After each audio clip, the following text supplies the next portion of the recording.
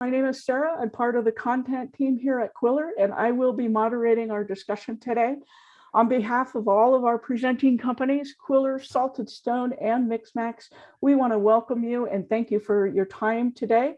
We hope that you find the conversation very valuable and helpful to your efforts. I want to start off by introducing you to each of our speakers.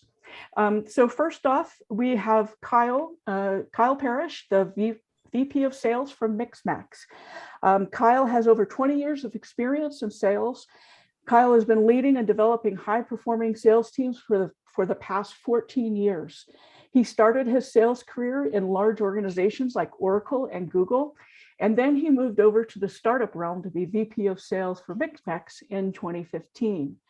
Kyle, welcome. I know you were with us last month on our pipeline strategies call, and everybody had great feedback on you and the insights that they learned from you. So we're delighted. Welcome. Would you please tell the audience a little bit about Mixmax, please? One slight correction, Sarah, you said that I joined in 2015 to Mixmax. That's not actually true. I've only been at Mixmax for a little over a year and a half, but I wish that I was. Mixmax is a fun place, and love to tell you a little bit about us. So Mixmax is a sales engagement software solution, and we automate or remove manual tasks that revenue generating teams perform on a daily basis. We enable reps to be more productive with their time, so they don't spend it on things like busy work tasks and sending manual emails, scheduling manual calendar events, and things like that. In addition to updating Salesforce, which is always something that sales reps never love to do. So we automate a lot of those things so that they can spend their time on higher value activities like selling or customer success. That's great. Thank you, Kyle.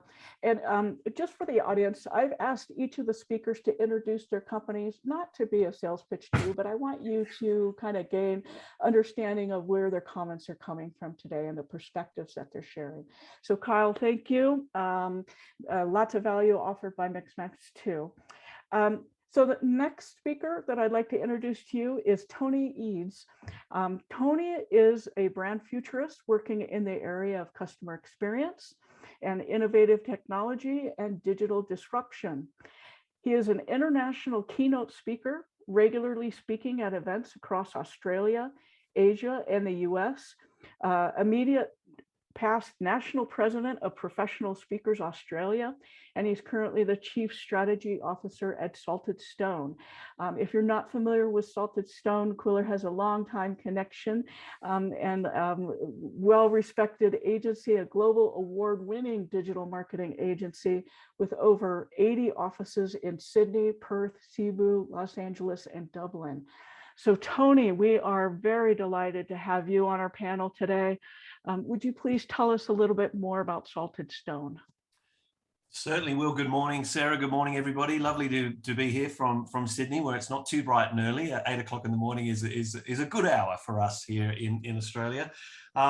We've been a HubSpot partner, an elite partner for a platform called HubSpot, which folks might be familiar with. There's one of 18 globally across the world. Since 2014, we've been involved with HubSpot. Not only technology platform, we look after other platforms like Salesforce, etc. As an agency, we work across the whole buyer journey. So from sales to marketing to service, very much around using the philosophies and the methodologies of inbound marketing and conversational selling, underpinned by wonderful technology platforms to do wonderful things like automation. Great, thank you. Very good.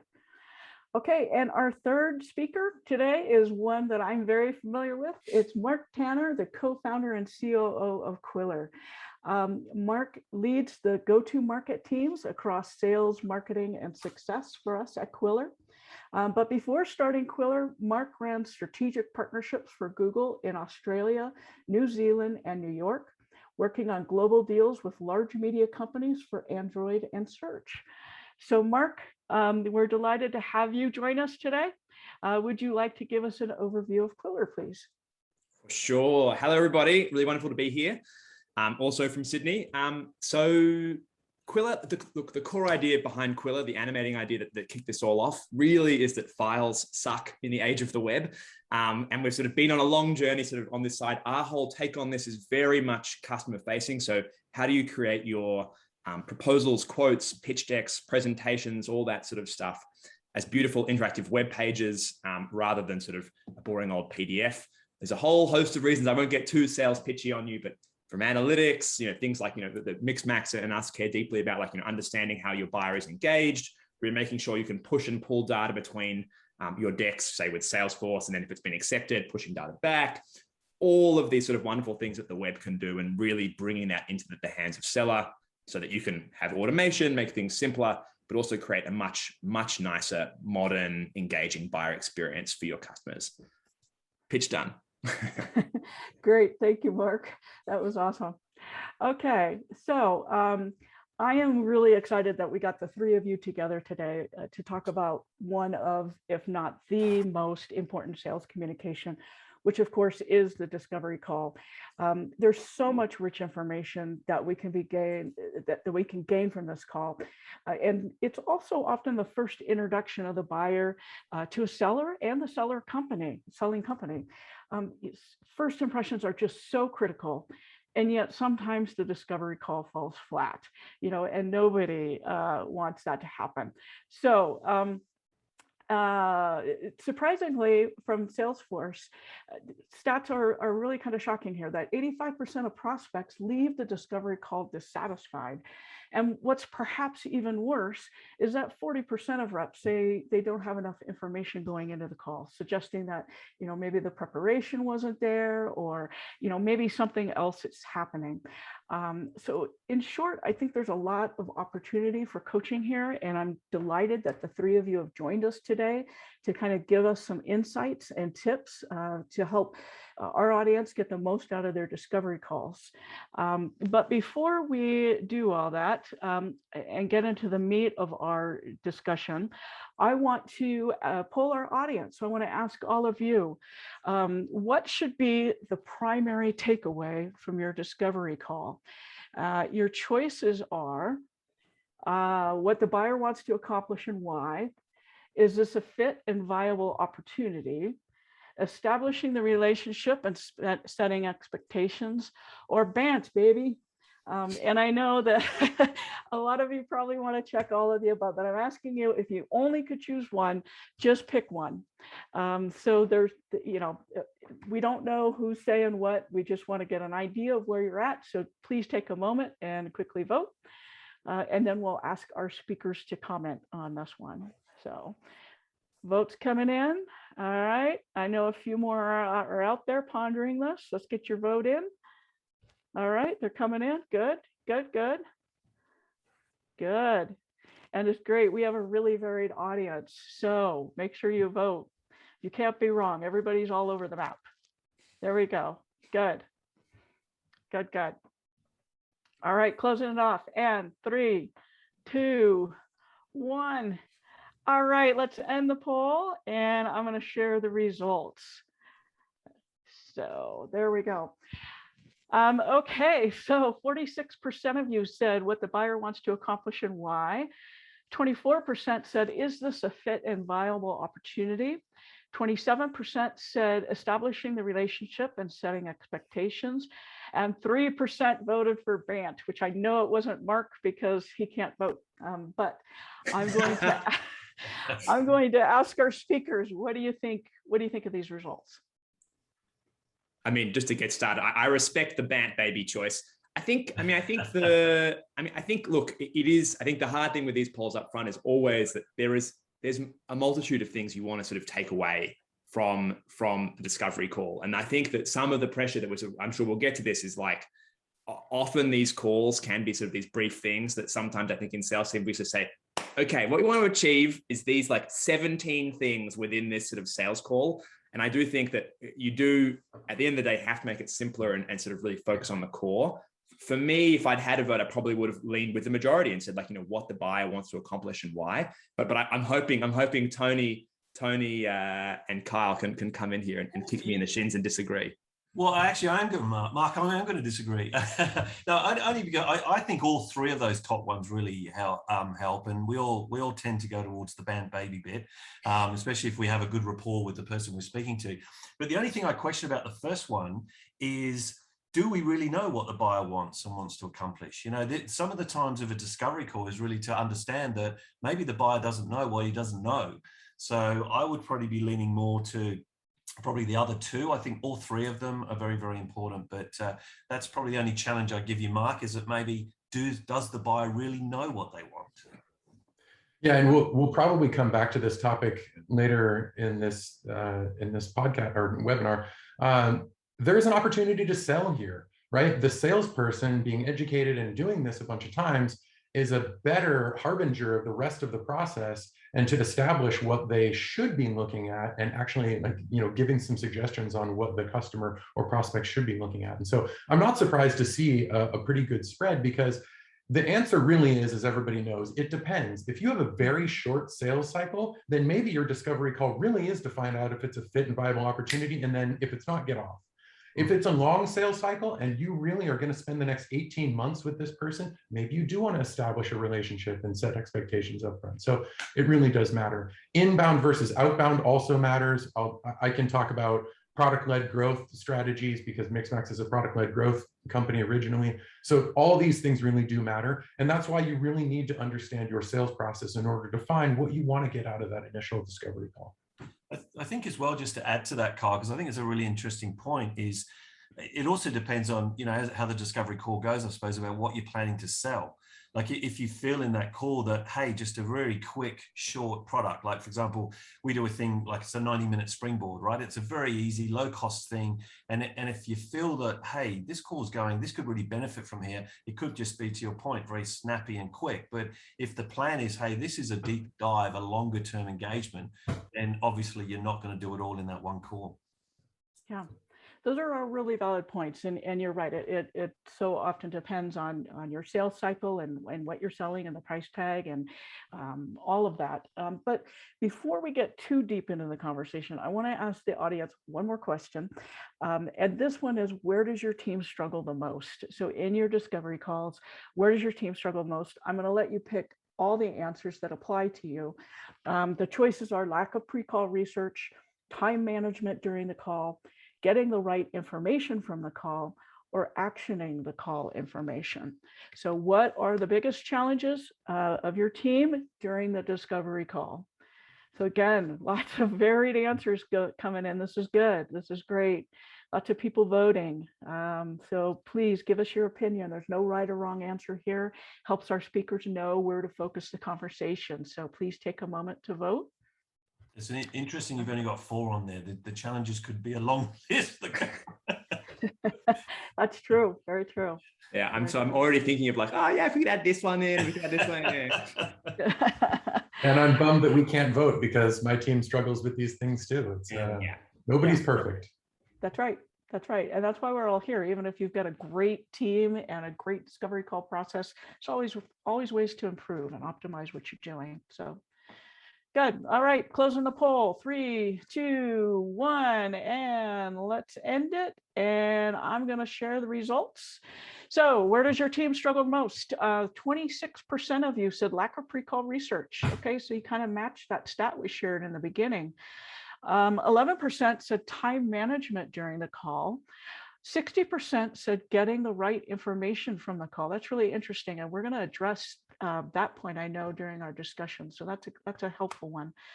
And then 31% said actioning the call information, which that's good too. We can certainly address that. But let's hear from our speakers. Are you surprised by the results, or what do you think? I think, if I can go first, I think it makes total sense to me. Like the name, the secret's in the name, right? It's called a discovery call. So wouldn't you want to be getting the right information from the call? Like you're trying to deep dive and get the information that you need to make the next step and move forward. Yeah, good. Yeah, thanks. We both took a deep breath at the same time. I'm not surprised by this either. I think salespeople were taught early in their career, as they well should be taught, to be curious, intellectually curious about the prospect, and to really understand their business so that you can propose a solution to a problem that's causing them some pain, satisfying that pain. And in a lot of ways, that can take you down rabbit holes. It can take you down intellectual curiosity, and you'll just get off topic. And so now you're asking questions because you're curious about something and you're not getting the right information from the call. And so there are ways to keep you focused and make sure that you do get the proper information, and that you have a plan to action that information afterwards. You don't just gather information just to gather it. The worst thing that you can do on a discovery call is make it feel like an interrogation where you're just peppering them with question, question, question. And so it really does need to feel like a conversation. And that's the magic of really good discovery. It does feel like a conversation that flows nicely and gets you to a place where you can say, okay, I think you have a problem that we can solve, and here's what I plan to do to show you how we do it. Yeah, that's I mean, great. to be boring and sort of just echo that, I think all those are true. I mean, I think there's one sort of interesting thing which I would say is, like, I think there's an interesting link between lack of pre-call research and getting the right info on the call, right? I think, like, if you come into it, like if you come into a call cold, you definitely have to dial up the curiosity to be like, you know, it's try to make it a good call, be very engaging and be like, oh, I'm very curious about everything about you because I've done no research. And I think that, you know, if you have pre-call research and you have been thoughtful, and I think also, like, if you have reps that have, whether it's through training or just through experience, sort of understand the buyer and understand what the, you know, generally understand that market to some degree, obviously you can come in with a sort of mental model of they're generally, you know, you don't want to make too many assumptions, but generally how they're going to be approaching this, what's going to matter to them and all that sort of stuff. And I think that having that and then being able to sort of not waste time on sort of ticky-tack stuff that you don't need to, and actually sort of trying to sort of draw out the core insights, like really sort of is sort of can be the powerful part. Sorry, Sarah.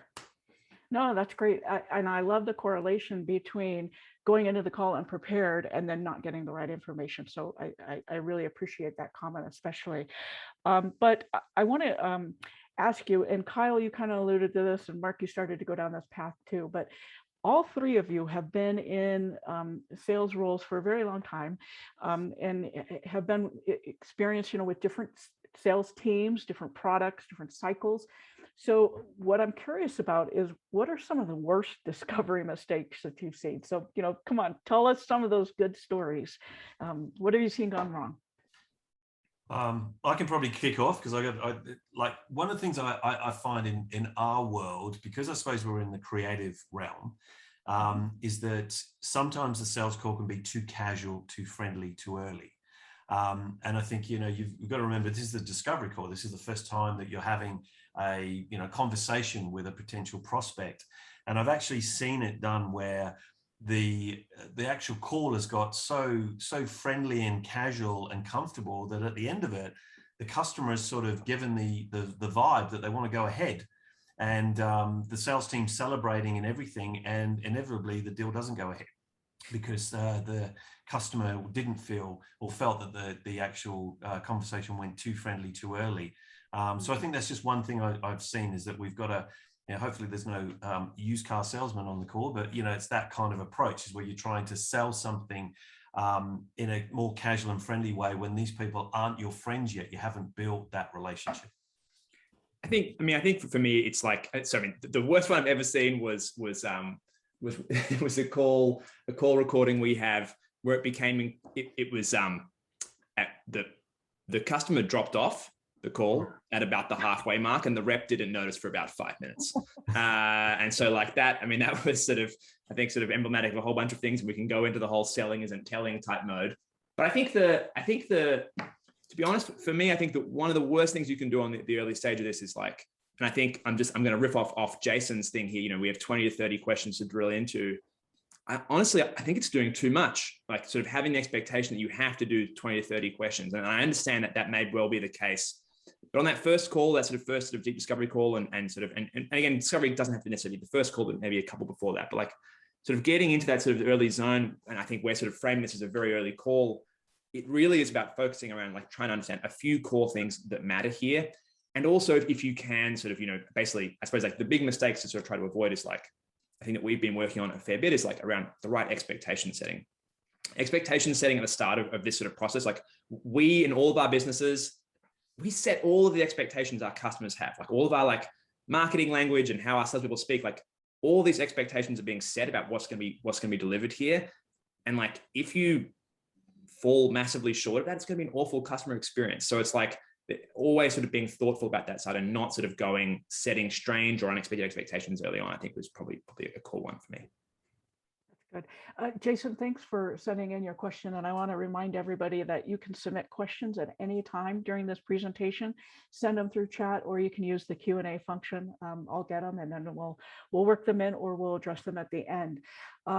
So Jason said, as you mentioned, Mark, 20 to 30 questions to drill into. So I'm going to ask all of you, Mark, you said that's probably too many. Is there an ideal number of questions that you should be asking? And then Jason's second half of the question would be, what are the top 3 questions that you'd suggest? I think like a great discovery call. Oh, this is going to sound like a terrible answer up front. I hope you two like rubbish me for this one, but like I think like a great discovery call, that there's part of it which is like definitely part of it which is a vibe, right? And to sort of go against, like, not necessarily go against Tony's point, but like I can think like you can have a sort of rhythm with someone where you're building rapport, you're building understanding, you're sort of working towards a sort of a problem on that sort of side. And I think that, I think like one of the great things about feeling prepared coming into a call, and whether it's prepared on like product knowledge and understanding your company and what they sell, and on the flip side, sort of having done some degree of, research on the customer and sort of being ready for the types of problems that you're likely to see, is being able to be flexible. And so if they might be ready to be like, hey, I'm ready to have a qualification call, and I'm ready to talk through 20 points. And sometimes you'll have customers who are like, yep, do you do this? Do you do this? I'm trying to think about this. And like, they're happy to sort of go through a very structured call, and like they've got their own spreadsheet on their side. You've got yours, and you can sort of, trade questions as you go through. And there are others where, they don't know what they want yet. And you have to sort of, work with them a bit, tease it out. All sorts of tricks may come out of the book to try to sort of make that sort of work. But I do think there is a sort of rhythm there. I would say though, going into it is like, the expectation as a sales leader that I would be setting for my team are, here are the core things we really want to try to get every single time. And like, if you can get more than that, obviously you're like, you're going to make your life easier and make the sales process easier, et cetera, et cetera. But sort of understanding like what the hierarchy of sort of needs are. So within those 20 questions, like there probably are like 2 or 3 that really, really matter. And then there's a next sort of chunk that sort of matter. And then there's probably, bonus points at the end. Good. Good. Yeah, Kyle, what do you think? Do you agree with that? Absolutely. And this is one of those things that it depends so heavily. I didn't make this up. I learned this from a very smart guy named Jocko van der Koij, and he talks about situation, pain, impact. If there are 3 things that you want to ask, you can do this at any part of the discovery call, by the way. At the very beginning, what's the current situation? What's the pain with that situation? What's the impact? And that last one, that's the key, right? It doesn't matter what the situation and the pain is. It matters what the impact is, because that's how you sell. Right? Nobody buys something that doesn't save them money or make them money or save them time. And as we all know, time equals money. So back to money. You could ask those 3 questions, and that could be your basis for your discovery call. And then you just do it 5 or 6 times. Maybe 6 is too many, but 3 to 5 times. What's the situation? What's the pain? What's the impact? And maybe you get 3 really impactful things that you can sell to. And those are really what's key. All the rest of the stuff, you may be able to ask those questions as you go along, but in a really loose format, situation, pain, impact for me. Hey, I agree with both guys. I think it's having your kind of the minimum information that you want to get out. So it might just be 3. In our case, it's probably there's 10 questions, 10 things that we really want to know. But I sort of go more to the fact that if you have it far too structured, you lose the conversation. And I've seen, and I think we talked about this earlier on when we were chatting before, about how if you've got a structure, sometimes you're trying to take notes, and there's this terrible pause in the conversation where unless you make a big thing, let me just capture this really important information. You're kind of like trying to do 2 things at once, and it's a very hard thing to do, to hold a general conversation to show you're really interested in the prospect and the company and what you're doing, whilst trying to make notes. We're so lucky we have things like Zoom now that we can do the recording for, do the transcript afterwards. You can record all the information you've missed. Don't necessarily take all the notes in the meeting. Have focus on the conversation. That's great. That's great. And I'm just going to tell everybody, we do have prepared for you a discovery checklist, discovery call checklist, 35 questions to help you prepare, questions you can ask on the call, or just questions that your team can use in advance of the call. I will share that link at the end of the presentation, and it will also appear in your post-webinar email, which you'll get tomorrow, along with a link to the recording. We have a question coming in with Beth, and Beth, I have to say you're my favorite attendee because I have a poll designed around your question. And so Beth is asking, do you have a discovery presentation to guide the conversation? And I'm going to ask all of you, what do you do? Like, should you do a demo during the discovery call? Choices are yes, no, and it depends. And then the second half of the question is, should you use a slide deck during the discovery call? Because Mark and Tony and Kyle have all mentioned about keeping the conversation fluid, but should you have a prepared presentation? So please take a moment to vote. We're going to ask the speakers then to weigh in and then go a little bit deeper into each one of the points. So again, we're seeing lots of variety here. A few more of you need to vote, so please get that vote in. Just a quick vote here. Okay.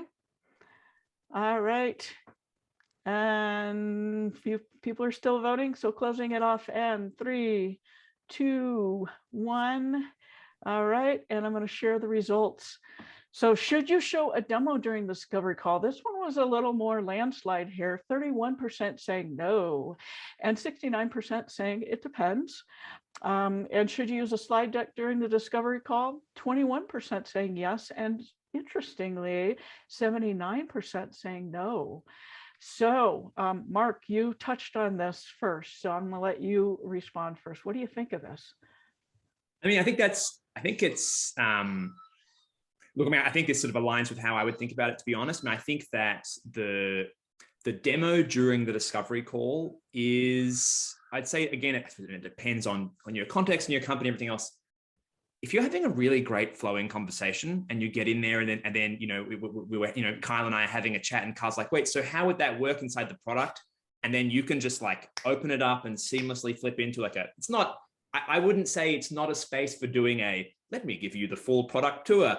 But like, you know, if you can sort of be like, hey, here's a quick, like, you know, I do think showing is better than telling.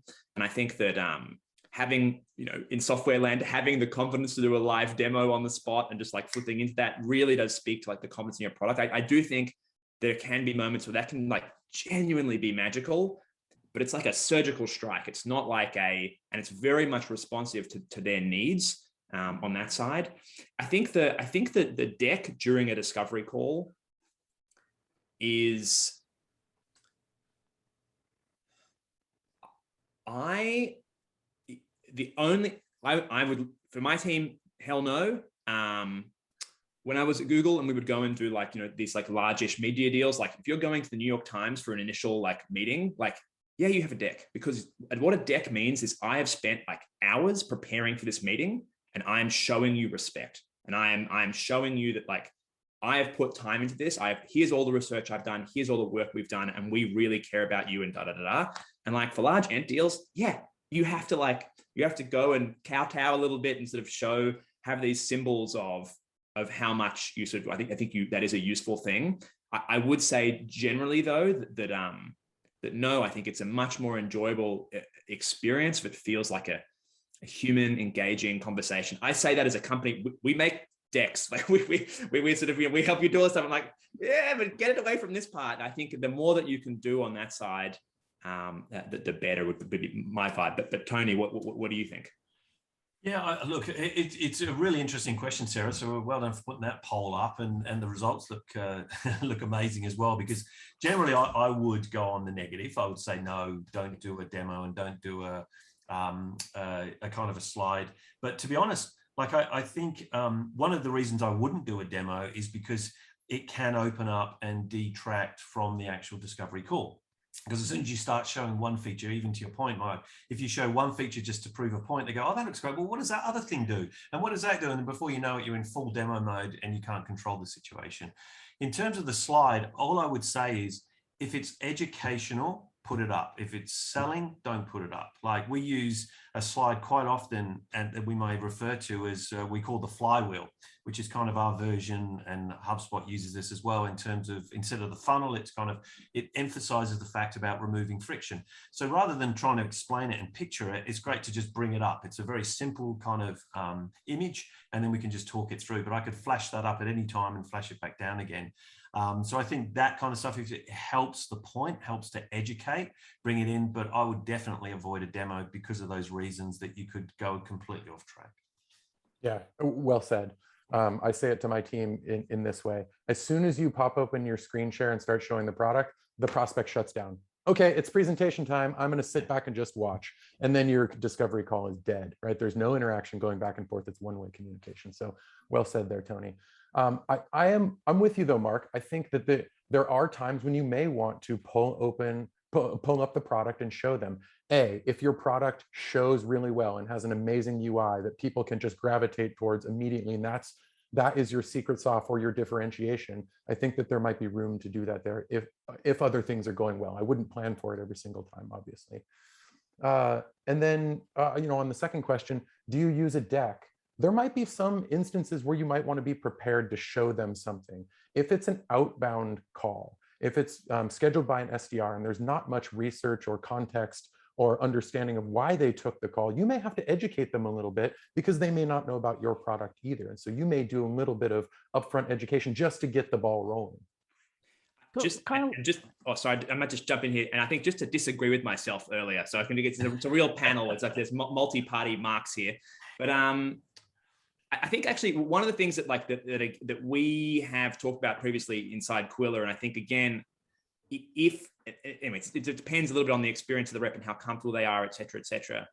But I think actually, if you get to a zone where they're interested in a demo, that can be a really wonderful moment to pivot towards you know what, that's a really good idea. Why don't we lock in an hour for a proper deep dive? And I actually, just to make sure that that's as useful for you as possible, I did have a couple more questions for you just to sort of make sure I can come to that one fully prepared, blah, blah, blah. They came out sort of, I know that's that wasn't the most perfect transition, but you can sort of do a conversational lead from that into clear next steps, clear goal on that side, and then also a reasonable request around, hey, I have these other things that I sort of want to learn. I think that's a good point, Mark, because as well, what you're doing as well is setting the next step, which I think is fantastic, but also gives them the opportunity to bring other people into the call, because they might be, they might not be the decision makers. They might just be on the discovery call to get information. So you can say, look, I'll do that demo for you. How about next week? Who else would you like to bring into the call? And that you can end up having the right people in the room then. This is such an interesting conversation. And again, it depends on the length of your sales cycle as well, because Tony, your point is very well received. However, if you're in a longer sales cycle, you may want to get some initial feedback from your prospect or your champion to see what they think. Because the best case scenario is that you've got somebody who's going to say really nice things about you when bringing in other people. And at the beginning of the next call, the demo call, where you do have 3, 4, 5 other people on the call, you've got that champion teed up to say nice things about you. And maybe you even ask them to intro why they invited these other 5 people onto the call and the problems that they're there for. Because they could hear the salesperson say that and it means nothing. Right? If you hear somebody internally that people trust start saying those things because they've been educated and because they understand the value prop already, that's gold. Great point. We are getting so much chatter on this topic of, do you use a deck? Do you do a demo? And so, Kyle, I'm going to start off with you, but does the approach to your discovery call change if it's an inbound versus an outbound call? And then Daniel's also asking then, if the slide deck is demonstrating a service or timeline, would your opinion change? The answer to the first one, inbound versus outbound, absolutely. No question in my mind. There are some calls that, we have a pretty traditional qualification criteria at Mixmax. We have an inbound SDR who qualifies the call and then schedules a meeting for discovery with the account executive. Mm-hmm. Now, if we know that this is an account in our ideal customer profile, we'll skip that step immediately and just set them up with the AE to do the discovery call. So we do treat things like this differently, and I base it off of intent, right? If somebody is coming inbound to us to say, I want a demo request because I know what you guys do, I've researched you a little bit, and I've taken the time to request a demo, and I'm willing to give my time to you willingly, then we're going to treat that differently than going outbound and cold. And maybe, Mixmax doesn't have the biggest name in the world, right? We compete with some 800-pound gorillas in our space that are very well known, and we're not as well known. So we need to be aware of that and cognizant of the fact that we might need to do some education upfront, which is why I say be prepared with some things that might spur along the conversation. Not a deck, right? Don't present an entire deck, but have your deck ready so you can pull up a slide. Let me refer to this slide to show you what I think is relevant for your type of company in your space. I think one thing I suppose from our side, so we follow like what we call like an inbound selling methodology. So for us, this discovery is just the first step. So we have discovery, then we have the next session is called exploratory, and then the last session is called advisory. And it deliberately I'm not saying this works for everybody, it deliberately slows the sales process down, because discovery is all about understanding the prospect, where are the opportunities, as Kyle said earlier, what are the pain points, all that kind of stuff. Then go away, thinking about what the idea could be, then coming back for the exploratory call, which is where we definitely show a deck, show what we've done for other clients, talk about opportunities, try and gauge from the client what we want to do. And then the advisory is the final one, which is where, right, here's where we think you need to go, and this is how much it's going to cost. Now, sometimes they can roll into, to Kyle's point, one session. If the conversation's going really well, we can speed it up and move from advisory, but we constantly in our heads conversationally think about where are we moving in that timeline. Good. Good. Mark, we've got another question coming in that I want to throw at you. I know how I would want to answer it, so I'm going to throw it at you and see how you would answer it. But what about sending a slide deck before having the discovery call with a client? What do you think of that? Or what would be best practices there?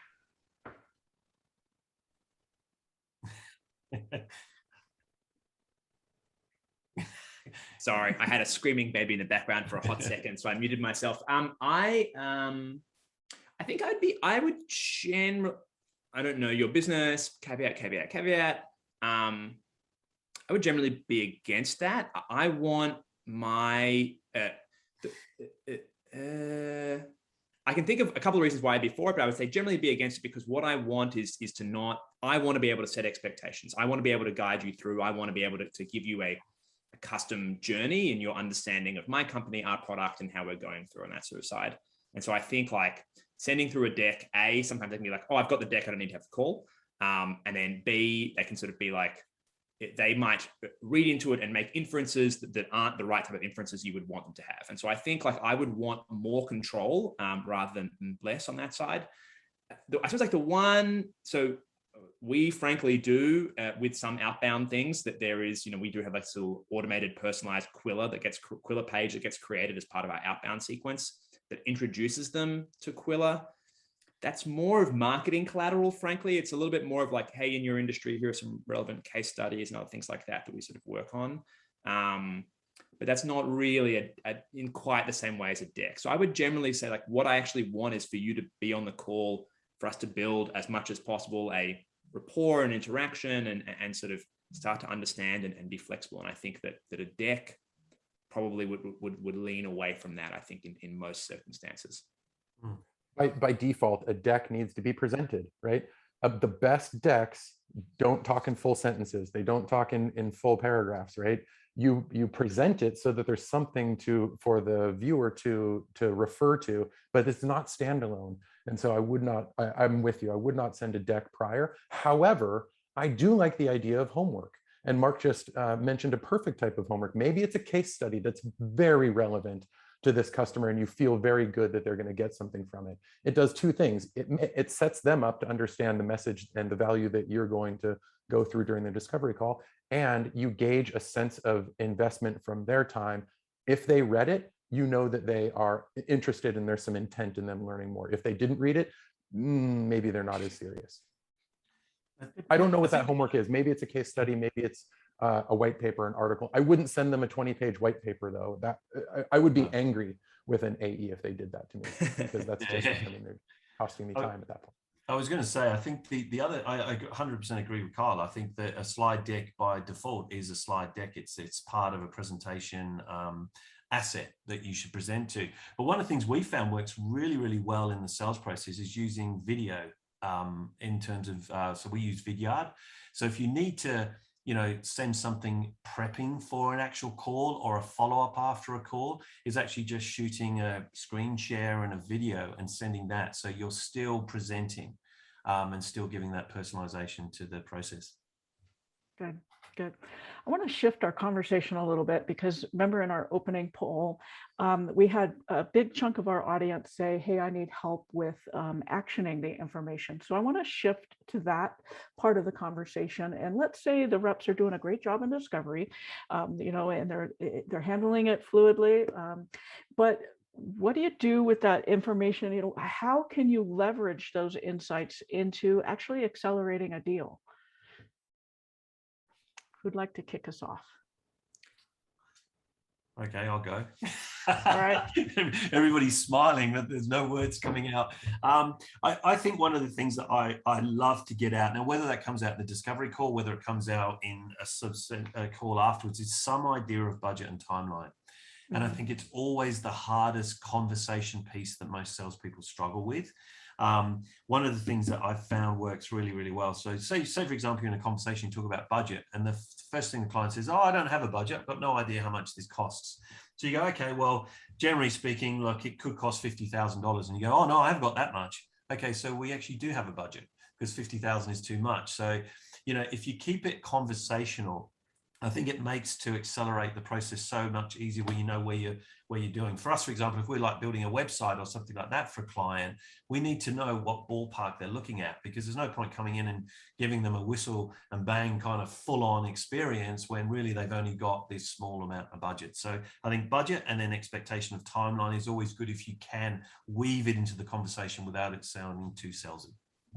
I think on my side, I think the big thing here is this, it depends on your setup and structure, but is it the same person or is it a different person, right? Because if it's an SDR or a BDR having this initial discovery call, and then it's sort of passing that on to an AE versus it's going to be the account exec has the discovery call and then runs from there. I think there are sort of different paths. Obviously, you need I think Tony was speaking about video, but in the instances where there's sort of been, if not a full discovery call, quite a lot of discovery has happened between the BDR and the hopeful future customer of Qwilr. I think we obviously there's a bunch of things we want them to fill out inside the CRM and make sure it's trackable and all that sort of stuff, et cetera, et cetera. But something we've been doing a little bit of is also recording a short little, we use Loom, a short little Loom video, just being like, hey, I just had a great call with Sarah, and she was asking about this and that, and I think she's really interested in this and da da da. And again, you can sort of convey a bit of the vibe when that side. If you're using call recording software, whether it's Chorus or Gong or whatever else, you can also or any other sort of thing, you can sort of pass some of that on as well, or maybe do a little snippet, say, hey, I think this is the really relevant part of this. I think that makes it much more digestible and engageable for AEs. AEs tend to not love trawling through CRM comments and tend to love short, sharp verbal communications. I think that can be a worthwhile thing. If it's the same person, I think actioning the sort of the work afterwards, I'd say in a funny way, there's a sort of a tick back here for a second, which is to be how do you collect the information during the call? So if you want, let's say you're doing BANT just for ease of reference. So you've got 4 things like budget, authority, need, timeline.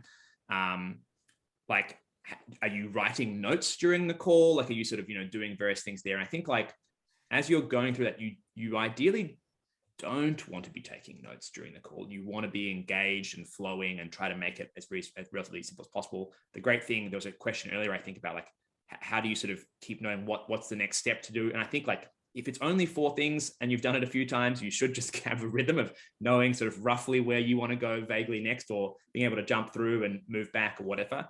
But I think that's a bit of an experience and rhythm sort of thing. But I think that, as you're going through, how you sort of make sure you take those notes. And I think a simple little hygiene thing that we do and try to do in Qwilr is just there's always a chunk of time booked after every demo or every call or whatever else, which is just for take the notes then while it's still fresh in your mind, do a little Loom video if you're passing on to somebody else. And we've always got at least 5 to 10 minutes between that and the next call that goes through there, which also means if the call runs long, it's not the end of the world, et cetera, et cetera.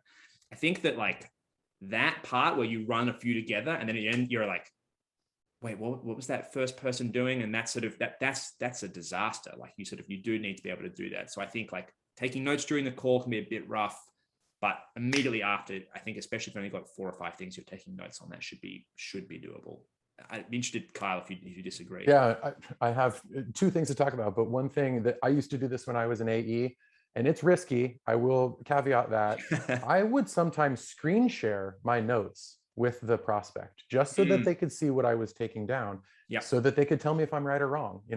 It's risky because screen sharing your notes is always a bit risky doing that in free form type of thing. But if you're a good typist, I am not.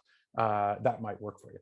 I do have 2 things to talk about here, and I think they're different than what has already been said.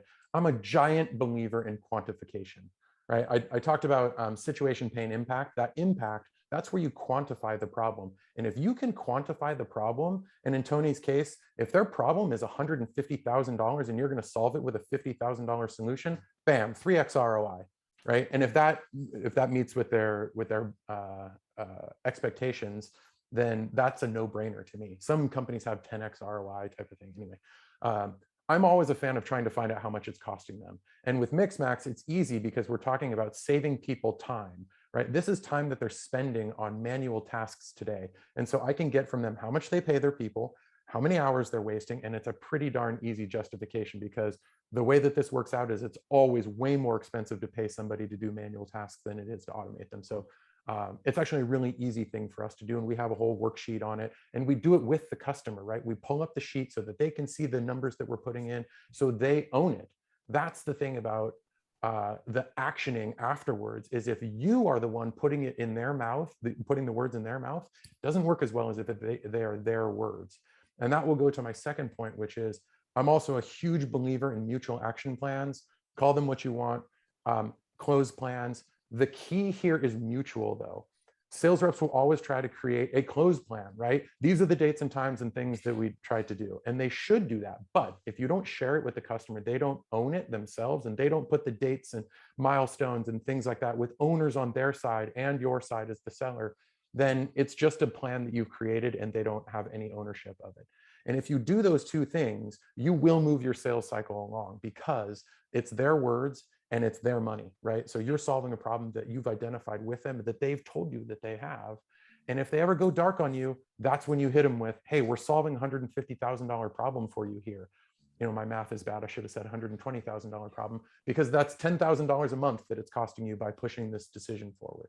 So always try to get to something that is monetary or business oriented that you can push them on. I think just to add to Kyle's point, because it is interesting because both of you, and I think the same for Mark and Qwilr, is you have a very good way of being able to show people how they're going to save time by using your platform, your service. With us, because we're an agency, we're selling on what they could possibly achieve versus what they're going to sell. So I think if you're in the realm where we are, what really helps is having case studies. People want to hear about, well, what have you done for somebody else? And being able to bring that into the mix as well really helps the sales process flow. Kyle, I don't mean to give you a sales pitch here, but my immediate response was, would you be interested in an ROI calculator? Here's why I don't call it an ROI calculator. I call it a quantification calculator because it's not actual return on investment yet, it's time savings. And that just tiny little difference gets people to be actually interested in it. ROI calculator is a very, for me at least, it's kind of like a firebrand word where people are like, oh, ROI calculator, everybody's got it. Amazing. I like to call it a quantification calculator. She was just pitching a new product launch that Qwilr had, which is literally called an ROI calculator. So now we're going to have to go back to the team and rebrand it. There's definitely a place and a time for an ROI calculator. I'm talking about it up front at the front end of the sales process. So. Kyle, you want to be invited back again, remember? So I think we're having good vibes. I think we should do this again. Scratch Kyle. Okay. All right, so we are running short on time here. If the audience has questions, please type them into chat, type them into Q&A. We'll ask the speakers, but I'm going to go round robin with the speakers and just share your summary takeaways for the discovery call. What should people remember most, or what do you want to kind of summarize your take on the discovery call process? So I see Tony first. So Tony, I'm going to pick on you first. Okay, thanks. So probably what I believe anyway, if it's a true discovery call, unless, you know, taking on board what we were saying before about how the conversation may go into this kind of like deeper dive into an exploratory or advisory call, is don't try to sell and close straight up. And I think that's where, you know, I've seen things go wrong. So just have the conversation, really be interested in what you're trying to understand. And the word discovery means you're discovering more about the prospect. You're building that relationship. You're really trying to understand how your product, your service is the solution they need for the problem or whatever they're trying to solve. So I think don't try and close. Don't be focusing on this discovery call I must finish. To me, the discovery call is the first step in the sales process. So what does the sales process look like? The next step, really, the only thing you want to do, I think, in a discovery call, unless it goes too deep and you're ready to, the client just wants to buy, is just set expectations for the next call. Always finish with the next step. I think one of the biggest mistakes is finishing a discovery call and leaving it in the client's hands to come back to you, because they never do. And then you're forever chasing them and chasing them. It's kind of like, right, great. So next week, we'll do a demo, or let's follow up. How's Wednesday at 10 o'clock for you? And lock it in. Good advice.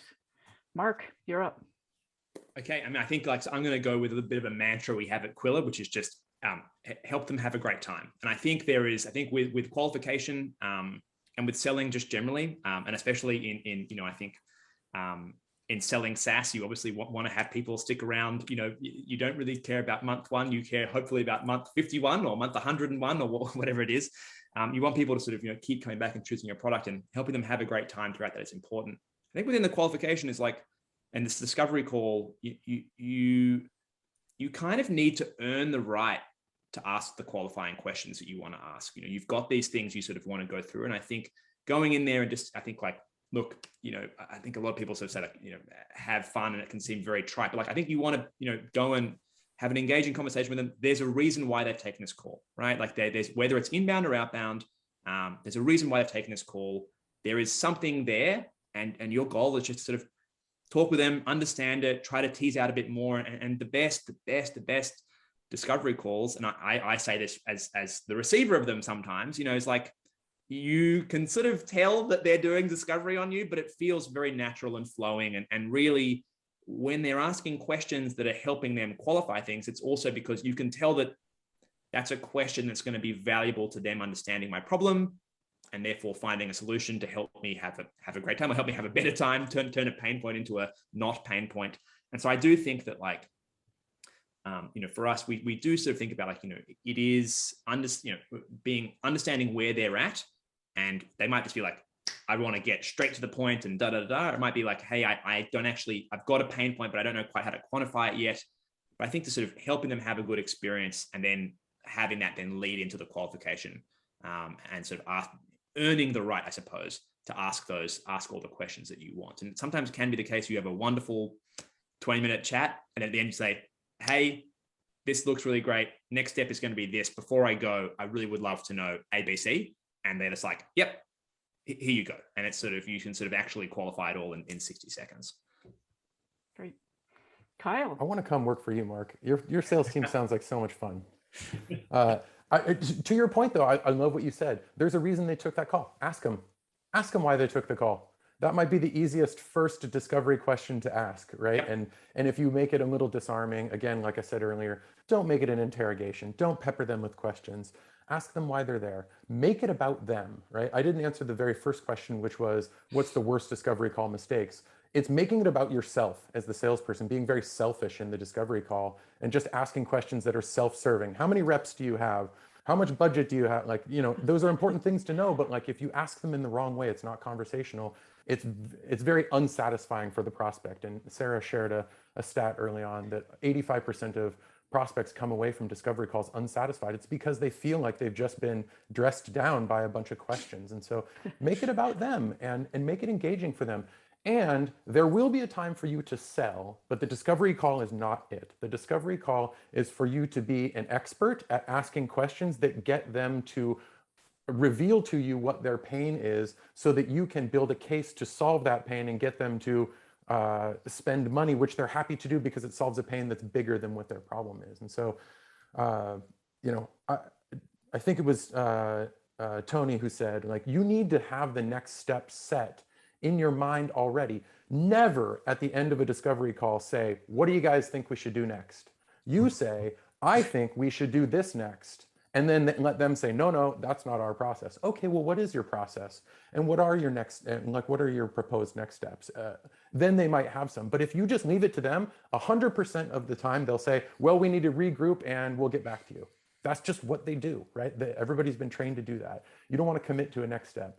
So, and then what Mark said is, sometimes not the best product wins, the best sales team wins. And so if you make it about them, if you truly try to understand their problems and their pains and present a solution that's going to help their business, and you care about them, then you're probably going to, I won't say you win the deal, but you have a much better chance of winning the deal than if you just treat it like a very kind of like vanilla black and white conversation. Great, really great advice. Thank you, Kyle. We have a couple of people asking, and this is going to unfortunately have to be the last question of the session here, but Kyle, is there an optimal length for the discovery call? I always like to schedule 30 minutes.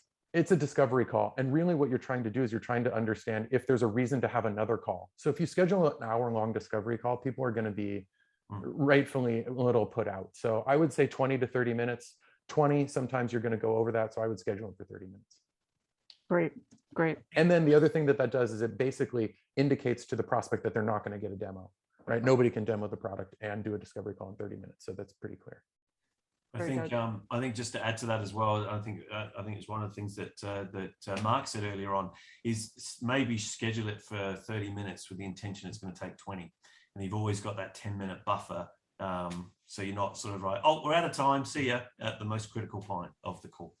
Yeah, I mean, it's 30 minutes, and you know, I think there are some people